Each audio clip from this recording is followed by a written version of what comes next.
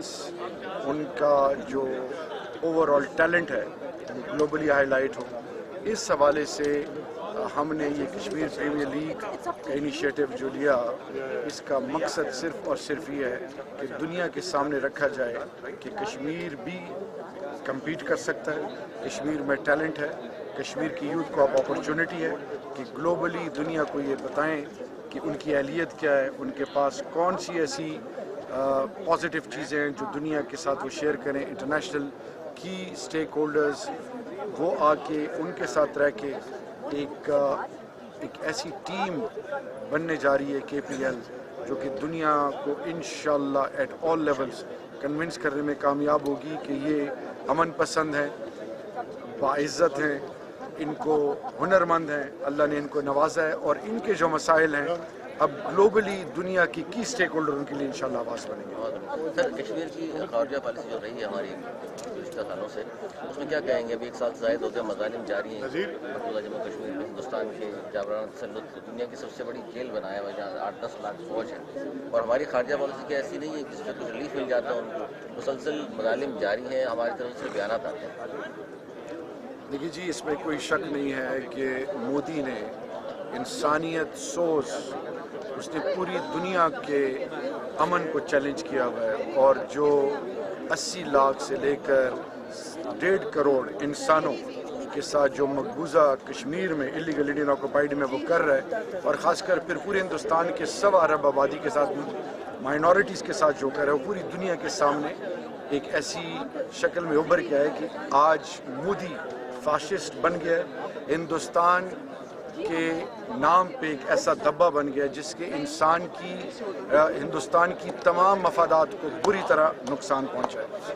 جہاں تک بات رہی ہے ہندوستان کی پالیسیز اور 35A اور 370 جو انہوں نے آئین سے ایبروگیٹ کیا ہے، اور 500 تقریباً 507-8 دن ہونے جا رہے ہیں، اس حوالے سے پاکستان کا رول بڑا کلیدی رہا ہے کہ 1948 سے لے کر جو UN ریزولوشنز تھی اس کے حوالے سے سیکیورٹی کونسل خاموش تھا، اقوام متحدہ خاموش تھی، اور دنیا کے تمام پارلیمنٹری فورمز خاموش تھے، ہیومن رائٹس تنظیمیں خاموش تھیں. اور آج اگر آپ دیکھیں 3 دفعہ سلامتی کونسل میں کوئی ویٹو نہیں ہوا، پھر ہیومن رائٹس کمیٹی نے 2018-19 اور 19-20 میں 2 دفعہ ہندوستان کو جس طرح دنیا کے سامنے ایکسپوز کیا کہ آپ آبزرورز کو ایکسیس دیں.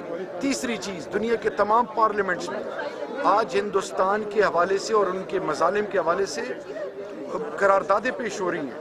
ہندوستان ڈیفینسو پہ چلا گیا، اور آج ہندوستان کے وہ جو انکریڈیبل انڈیا کو جو دھچکا لگا ہے، اور اس کووڈ میں جو ہندوستان کے ساتھ مودی عوام کے ساتھ کر چکا ہے، تو یاد رکھیے کہ انہوں نے اپنے پاؤں پہ خود کلاڑی ماری ہے.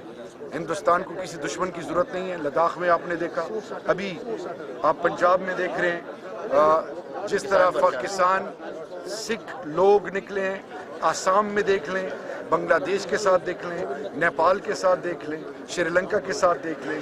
اس خطے کے اور پوری دنیا کے امن کے لیے یہ ایک ایسی بدقسمتی سے ڈراؤنی ایک شکل بن گیا ہے جس کا آج مہذب دنیا نے کھل کر مقابلہ کرنا ہے اور اس فاشسٹ مودی کا راستہ روکنا ہے انشاءاللہ. سر، اس آپ کی گورنمنٹ کے جتنے بھی خارجہ پالیسی ہے، جو اقدامات آپ لوگوں نے کیے، اس سے کشمیریوں کو جو 500 زائد دن ہو گئے کرفیو کو بھی کوئی فائدہ پہنچتا ہے اب تک تو نظر نہیں آ رہا.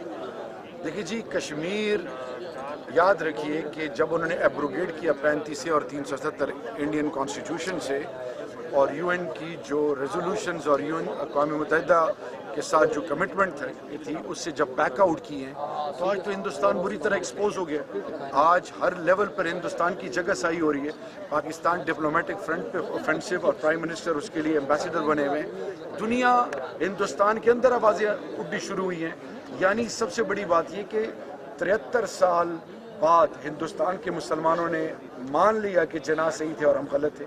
آج سکھ بھی یہ کہہ رہے ہیں کہ جناح صحیح تھے اور ہم غلط تھے. پاکستان کی پالیسی دیکھیں، ہم عالمی سطح پہ پریشر ڈال سکتے ہیں، ہم ان کو ایکسپوز کر سکتے ہیں. باقی دنیا کو پرائم منسٹر باور کرا رہے ہیں کہ یہ خطہ جو ہے یہ فلیش پوائنٹ بن گیا کشمیر، کیونکہ نیوکلیر پاورز ہیں. پھر پرائم منسٹر یہ جو فالس فلیگ شپ جو یہ ہندوستان مختلف ڈرامے رچاتا ہے، اس کے حوالے سے بھی پاکستان کو الواما پوری دنیا کے سامنے پرائم منسٹر نے رکھا. تو ہندوستان کی پالیسی سب جگہ پہ ایکسپوز ہو رہی ہیں. اور آج روس پیچھے ہٹ گیا، آج امریکہ پیچھے ہٹ گیا، کیونکہ لداخ میں جو ہندوستان کے ساتھ ہوا، چین نے جو کیا، آج امریکہ بھی مجبور ہے. جو بائیڈن کی مثال، ان کی سٹیٹمنٹس کی مثالیں، تو آج ہندوستان آئسولیشن کی طرف جا رہا ہے.